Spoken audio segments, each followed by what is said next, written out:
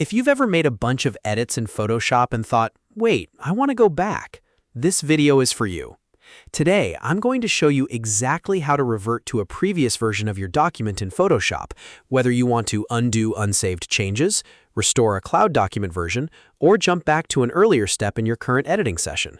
This is a super useful skill for photographers, designers, and anyone who works with layers, filters, or detailed retouching because it can save you from starting over. And if this tutorial helps, go ahead and hit like and subscribe for more Photoshop tips and quick guides. All right, let's get into it. First, let's talk about the fastest option, which is reverting to the last saved state. This is the simplest way to roll your document back to the last time you saved it. Keep in mind, this will completely erase any unsaved changes you made after that save point. So if you applied effects, moved objects, or edited text after saving, those changes will be gone. To do this, you can use the shortcut F12 on Windows or Mac, or go up to the File menu and choose Revert. Photoshop will ask you to confirm, because this action cannot be undone the normal way.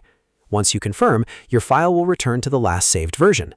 This is perfect when you've made edits you no longer want and you want a clean rollback without manually undoing every step. Now, if you're working with a Photoshop cloud document, you have an even better option, because Adobe automatically stores version history for up to 30 days. This is incredibly helpful when you want to compare older versions or restore a version from a specific point in time. To access that, go to File and then choose Version History. Photoshop will open a panel, usually on the right side, showing your previous saved versions. You can browse through the history and preview the different versions before choosing one. When you find the version you want, click the three dots next to it, open the More Options menu, and select Revert to this version. Photoshop will then restore that version as your current document. This is one of the safest ways to recover an older version because it gives you more control than simply hitting undo. It's especially useful if you've saved several milestones while working and want to return to an earlier finished look without losing access to the cloud backup system. Next, let's cover the History panel, which is great if your document is still open and you haven't closed Photoshop yet. This method works only during your current editing session, so it's best for stepping back through recent actions before the file is closed. Once Photoshop is closed, the history states are usually gone unless you saved specific versions elsewhere. To open the History panel, go to Window and then click History. A panel will appear showing the list of recent actions and states in the order you performed them. Scroll through the list and click on the exact point you want to return to. You can go back to a specific action state, or if your file includes snapshots, you can jump back to a snapshot you created earlier. This is really useful if you've made a mistake a few steps back, or if you want to compare different stages of your editing process. For example, maybe you want to see what the image looked like before you added a filter, or before you adjusted the colors.